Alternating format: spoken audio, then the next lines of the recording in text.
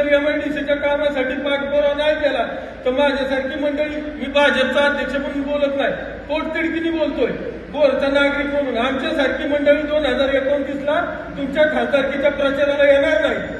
आमची इच्छा आहे की आमच्या तालुक्यात MIDC झाली पाहिजे, आमच्या लोकांना रोजगार मिळला पाहिजे। आज 4 धरणे, निरादेव धरणाचा कालवा उजव्या बाजूनी फार 80 किलोमीटर रामराजेंनी गेला, पण डाव्या बाजूने मुद्राच्या शेपटा एवढा बी कालवा आम्हाला मिळाला नाही। आज काय कंडिशन आहे, गुंजावणीचं पाणी आपण निश्चित घालायचे। आता दादा तुम्हाला दादा फक्त एक प्रश्न विचारायचा आहे, तुमची सासरवाडी कुठली? अकलूज,